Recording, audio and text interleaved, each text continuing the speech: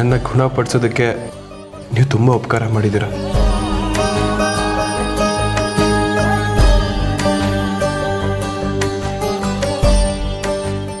ಮುತ್ತಣ್ಣ, ನೀವು ನಮ್ಮವರಪ್ಪ, ನಮ್ಮೂರಿನ ಶಕ್ತಿ. ನೀವು ಗುಣವಾಗಿದ್ದರಿಂದ ನಮ್ಮೂರಿನ ಎಲ್ಲ ಜನರ ಆಶೀರ್ವಾದ, ಆ ದೇವರ ಕೃಪೆ ನನಗೆ ಸಿಕ್ಕಿದೆಯಪ್ಪ. ಇನ್ನೂ ಇಲ್ಲಿ ಎಷ್ಟು ದಿವಸ ಇರಬೇಕು? ನೀನು ಇವಾಗ ಧಾರಾಳವಾಗಿ ಮನೆಗೆ ಹೋಗ್ಬೋದಪ್ಪ.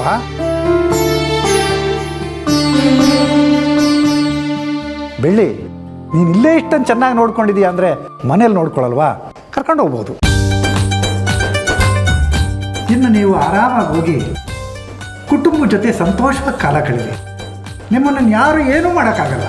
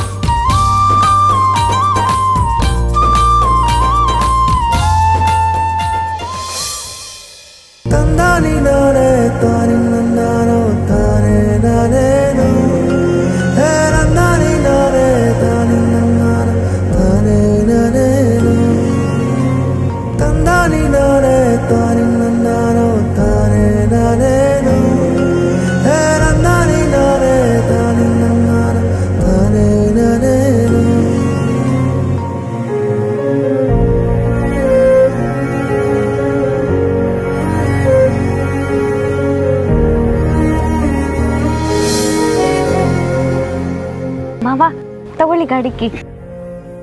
ಈಗ ನಮ್ಮ ಊರಿಗೊಂದು ಕಳೆ ಬಂತು ಮುತ್ತಣ್ಣ. ನೀನ್ ಚೆನ್ನಾಗಿ ಓಡಾಡ್ಕೊಂಡಿದ್ರೆ ನಮ್ಮ ಊರಿಗೆ ಊರೇ ನೆಮ್ಮದಿ ಆಗಿರುತ್ತೆ. ನಿಮ್ಗಳ ಪ್ರೀತಿಯಿಂದಾನೆ ನಾನು ಇಷ್ಟು ಬೇಗ ಗುಣ ಆಗಿದ್ದು.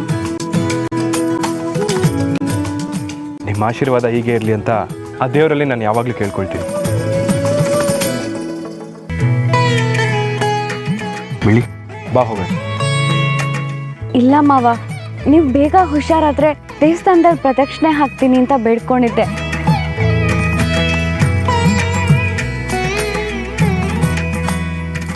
ನೀವು ಮನೆಗೆ ಹೋಗಿರಿ, ನಾನು ದೇವಸ್ಥಾನಕ್ಕೆ ಹೋಗಿ ಬರ್ತೀನಿ. ದೇವಸ್ಥಾನಕ್ಕಲ್ವಾ, ಒಟ್ಟಿಗೆ ಹೋಗೋಣ ಬಿಡು.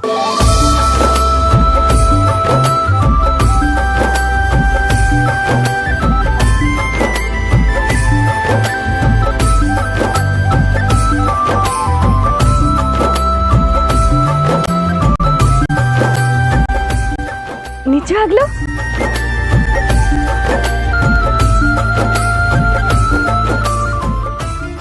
ಬಾ.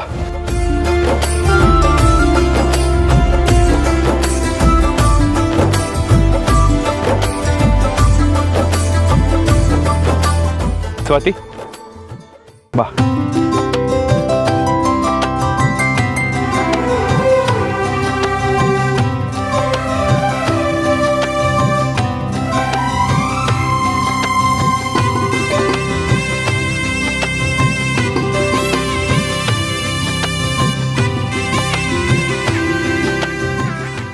ದೇವತಾ ಮನುಷ್ಯ ಬಿಡಿ ಮುತ್ತಣ್ಣ.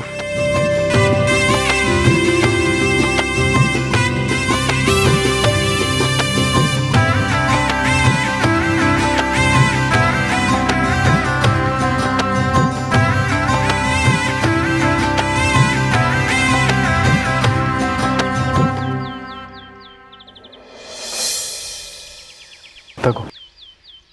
ಕಾರ್ಗ ಮಾವ? ಅಲ್ಲ, ನಿನಗೆ.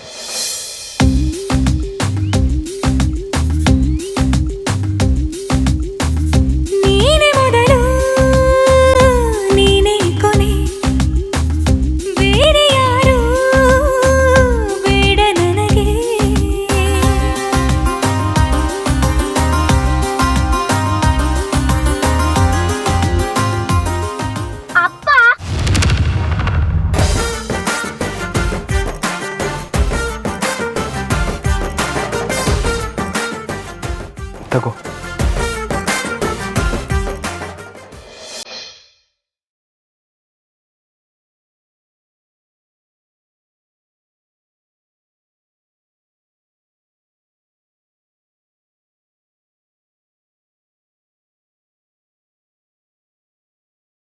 ಹೋಗಣ್ವಾ ಅಪ್ಪ?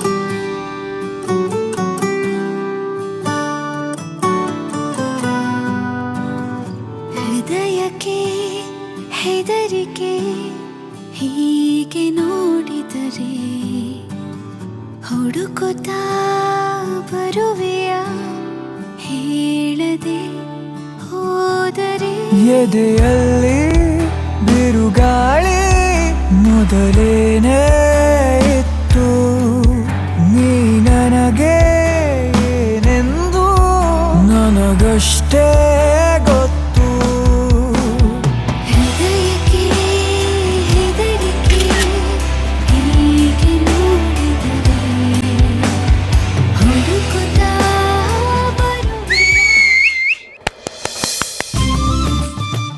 ಅಪ್ಪ, ದೇವಸ್ಥಾನಕ್ಕೆ ಹೋಗಣ್ವಾ?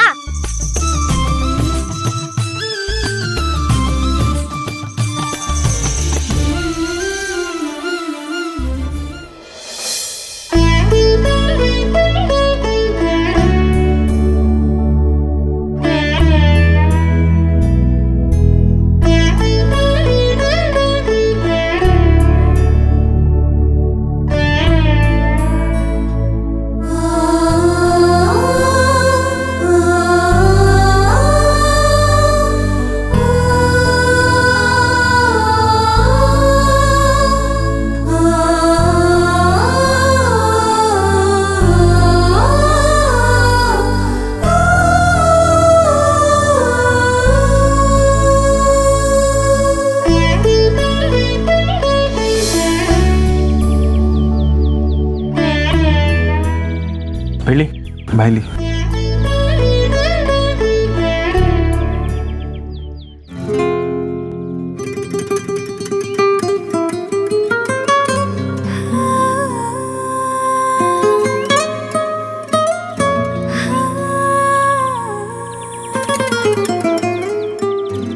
ಚಿಕ್ಕಿ, ಪ್ರಸಾದ ಕೊಡ್ತೀಯಾ? ಮಾವ,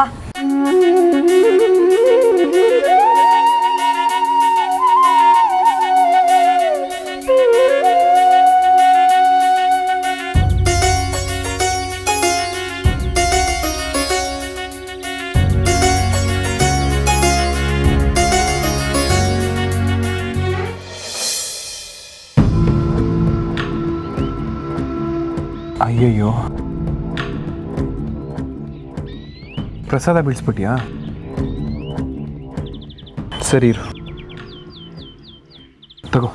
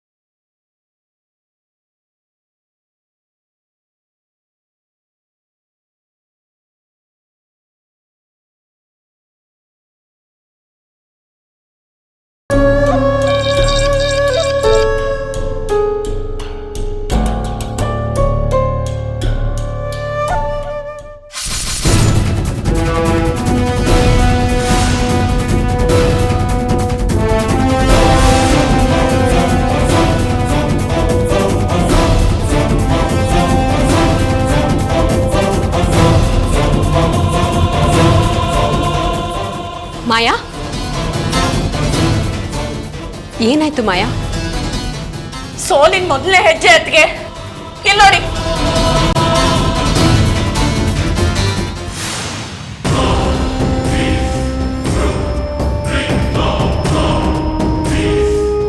ಈ ಮಾಯಂಗ್ ಏನೇ ಬೇಕಾದ್ರೂ ಅದನ್ನ ಕೇಳಿ ಅಲ್ಲ ಕಿತ್ಕೊಂಡೆ ಅಭ್ಯಾಸ. ಆದ್ರೆ ಮುದ್ದು ಮಾವನ ವಿಷಯದಲ್ಲಿ ಹಾಗಾಗ್ತಿಲ್ಲ. ಪ್ರತಿ ಸರಿ ಬೆಳ್ಳಿ ವಿಷಯದಲ್ಲಿ ನನಗೆ ಸೋಲಾಗ್ತಿದೆ. ನಾನು ಕಿರ್ಚಾಡಿ ಗಲಾಟೆ ಮಾಡಿ ಸಾಧಿಸ್ಕೊಳ್ಳೋ ವಿಷಯನ ಅವಳು ಸೈಲೆಂಟ್ ಆಗಿ 1 ನಿಮಿಷದಲ್ಲಿ ಮಾಡಿ ಮುಗಿಸ್ತಾಳೆ.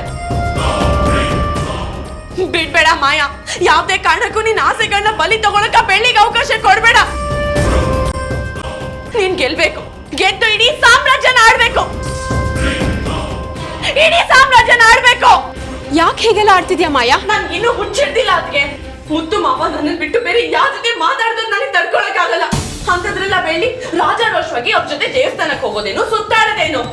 ನೀವು ಹುಷಾರಾಗಿ 1 ದಿನ ಆಗಿಲ್ಲ ಆಗ್ಲೇ ಇದೆಲ್ಲ ಮಾಡ್ತಿದ್ದಾಳೆ. ಇದಕ್ಕೆಲ್ಲ ಬೆಳ್ಳಿ ಸರಿಯಾಗಿ ಬೆಲೆ ಕಟ್ಬೇಕಾಗುತ್ತೆ. ಕಟ್ಟು ಹೋಗಿ ನಾನು ಮಾಡ್ತೀನಿ. ಇನ್ನೇನು ಅಣ್ಣ ಮನೆಗ್ ಬರ್ತಾನೆ ಅನ್ಸುತ್ತೆ. ಅದಕ್ಕೆ ನಾನೇನ್ ಮಾಡ್ಲಿ? ಅದಕ್ಕೆ ಬಂದಿರೋ 3 ಜನಕ್ಕೂ ಆರ್ತಿ ಎತ್ತಿ ಮನೆ ಒಳಗೆ ಕರ್ಕೊಳ್ಳ? ಅದೆಲ್ಲ ನನ್ನಿಂದ ಸಾಧ್ಯ ಇಲ್ಲ. ಎಲ್ಲ ಈಸಿಯಾಗಿ ನಡೀಲಿ ಅಂತ ಒಂದೊಂದೇ ಹೆಜ್ಜೆ ಇಡ್ತಿದ್ದೀನಿ. ಆದ್ರೆ ನನ್ನ ತಲೆ ಕೆಡ್ತೋ ಯಾವಾಗ ಯಾರ ಕತೆ ಮುಗಿಸ್ತೀನಿ ಅಂತ ನನಗೆ ಗೊತ್ತಿಲ್ಲ. ಅಟ್ಲೀಸ್ಟ್ ಅಣ್ಣನ ಸಮಾಧಾನಕ್ಕಾದ್ರೂ ಬಂದು 1 4 ಮಾತಾಡಿ ವಾಪಸ್ ಬಂದ್ಬಿಡು.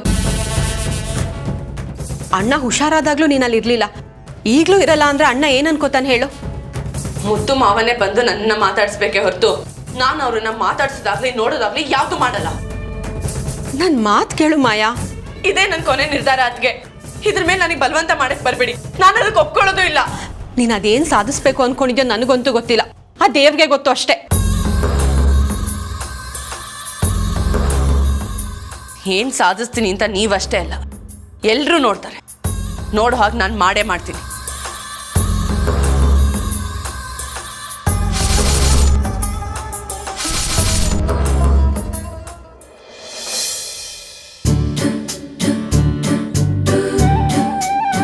ಒಂದ್ ನಿಮಿಷ ಅಣ್ಣ. ಏನಾಯ್ತು ಇದೆಲ್ಲ? ನಿಮ್ಮ ಮೇಲೆ ಕೆಟ್ಟ ಜನಗಳ ದೃಷ್ಟಿ ಬಿದ್ದಿದೆ. ಅವ್ರ ದೃಷ್ಟಿ ಎಲ್ಲ ಹೋಗಿ ನಮ್ಮ ಅಣ್ಣ ಸುಖವಾಗಿರ್ಲಿ ಅಂತ ಹೀಗೆ ಮಾಡ್ತಾ ಇದ್ದೀನಿ. ಬೆಳ್ಳಿ ಅದಕ್ಕೆ ಅದ್ಯಾಕೆ ಅಲ್ಲಿ ನಿಂತ್ಕೊಂಡಿದ್ದೀರಾ? ಬನ್ನಿ ಅಣ್ಣನ ಪಕ್ಕ ನಿಂತ್ಕೊಳ್ಳಿ. ಅಯ್ಯೋ ನಾನಾ? ನೀವೇ ಬನ್ನಿ ಅದಕ್ಕೆ. ಬೇಡ ಐಶು, ಎಲ್ಲ ಕಷ್ಟನೂ ದಾಟ್ ಬಂದಿರೋದು ಮುದ್ದು ಮಾವ. ಅವ್ರಿಗೆ ಮಾತ್ರ ಆರತಿ ಮಾಡು. ಆ ಕಷ್ಟ ಎಲ್ಲ ದಾಟೋಕೆ ಕಾರಣನೇ ನೀವು. ನೀವಿರೋದ್ರಿಂದಾನೇ ಅದಕ್ಕೆ ಇವತ್ತು ಅಣ್ಣ ಗುಣ ಆಗಿ ಮನೆಗೆ ಬಂದಿರೋದು.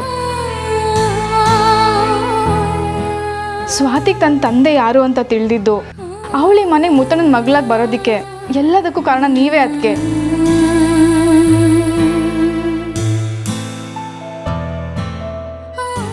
ಕಷ್ಟದಲ್ಲಿ ಜೊತೆಗಿದ್ದು ಈಗ ಸುಖದಲ್ಲಿ ದೂರ ಹೋದ್ರೆ ಎಷ್ಟು ಸರಿ? ಅದಕ್ಕೆ ಹೌದು ಚಿಕ್ಕಿ, నేను ಅಪ್ಪನ ಹತ್ರ ನಿಂತ್ಕೊಳ್ಳೇಬೇಕು. ಸ್ವಾತಿ ಸುಮ್ಮನೆ ಇರು. ಅಯ್ಯೋ ನಿಂತ್ಕೊಳ್ಳಿ. ನೀನಿರುವುದು ನನಗೆ, ನಾನು ಇರುವುದು ನಿನಗೆ.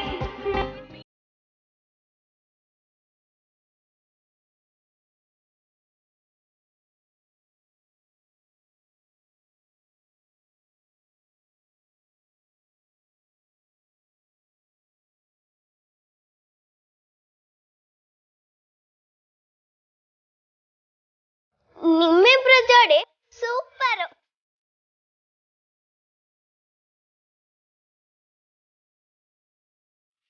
ಆದ್ರೆ ನಿಮ್ ಹೈಟ್ ಸ್ವಲ್ಪ ಕುಳ್ಳಿ.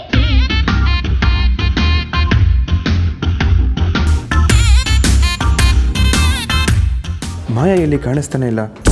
ಎಲ್ಲದಕ್ಕೂ ನಾನೇ ಮುಂದೆ ಅನ್ನೋಕೆ ಬರ್ತಿದ್ದವಳು ವೈದ್ಯ ಶಾಲೆಯಲ್ಲೂ ಇರಲಿಲ್ಲ, ಇಲ್ಲೂ ಇಲ್ಲ.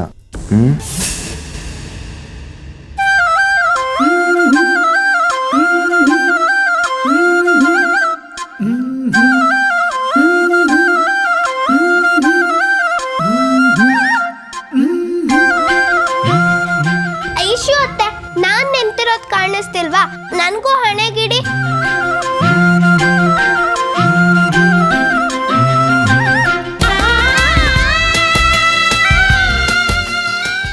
ಅಣ್ಣ ಬನ್ನಿ ಒಳಗಡೆ.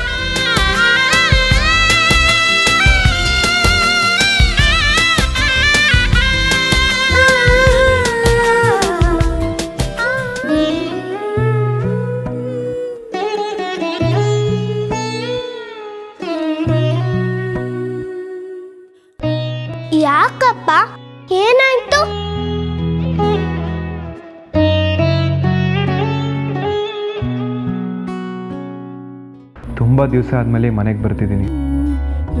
ನಾನು ಈ ಮನೆಗೆ ಮತ್ತೆ ವಾಪಸ್ ಬರ್ತೀನಿ ಅಂತ ನಾನು ಕನಸಲ್ಲೂ ಅಂದ್ಕೊಂಡಿರಲಿಲ್ಲ.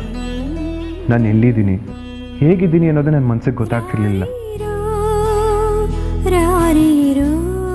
ನನ್ನ ಜೋಪಾನ ಮಾಡಿ ಕರ್ಕೊಂಬಂದಿದ್ದಕ್ಕೆ ನಿಮ್ಮೆಲ್ರಿಗೂ ಥ್ಯಾಂಕ್ಸ್ ಹೇಳಬೇಕು ಅನಿಸ್ತಿದೆ.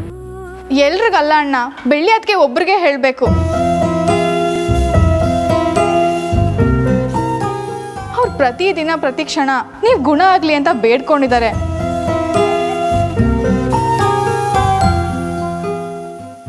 ತನ್ನ ಪ್ರಾಣ ತಗೋ, ಆದರೆ ಮುತ್ತು ಮಾವನ್ ಗುಣ ಮಾಡು ಅಂತೆಲ್ಲ ಕೇಳ್ಕೊಂಡಿದ್ದಾರೆ.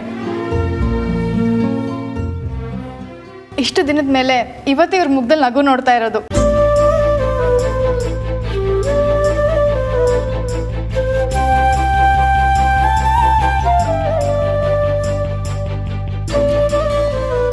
ಬೆಳ್ಳಿಗೆ ಹೊರಗಿನ ಪ್ರಪಂಚ ಅಷ್ಟಾಗಿ ಗೊತ್ತಿಲ್ಲ, ಆದರೆ ಅವಳು ಇದೆಲ್ಲ ಮಾಡ್ತಾಳೆ, ಮುಂದೆ ನಿಂತು ಎಲ್ಲ ನೋಡ್ಕೊಳ್ತಾಳೆ ಅಂತ ಕೇಳಿದಾಗ ನನ್ನ ಮನಸ್ಸಿಗೆ ತುಂಬ ಖುಷಿ ಆಯಿತು.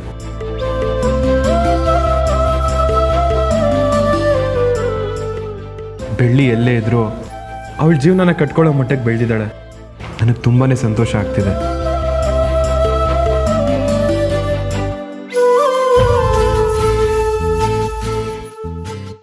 ಮುತ್ತು ಮಾವ, ನೀವು ಎಷ್ಟೋ ಜನಕ್ಕೆ ಒಳ್ಳೇದು ಮಾಡಿದ್ದೀರ. ಕಷ್ಟದಲ್ಲಿದ್ದವ್ರಿಗೆ ಹೆಗ್ಲಿಗೆ ಕೊಟ್ಟಿದ್ದೀರ. ಅಷ್ಟೊಂದೆಲ್ಲ ಒಳ್ಳೇದು ಮಾಡಿದವ್ರಿಗೆ ಆ ದೇವ್ರು ಇಷ್ಟು ಒಳ್ಳೇದು ಮಾಡದೇ ಇರ್ತಾನ? ನೀವೇ ಹೇಳಿ. ಅಣ್ಣ ಹೇಗಿದ್ಯಾ ಅಣ್ಣ? ನಾನು ಚೆನ್ನಾಗಿದ್ದೀನಿ ಶರ್ಮಿಳ, ನೀನು ಹೇಗಿದ್ಯಾ? ನೀನಿಲ್ದೆ ಈ ಮನೆ ಬಿಕ್ಕೋ ಅಂತಿತ್ತಣ್ಣ. ಸದ್ಯ ನೀನ್ ವಾಪಸ್ ಬಂದಿಯಲ್ಲ, ಈಗ ನನಗೆ ಸಮಾಧಾನ ಆಯ್ತು.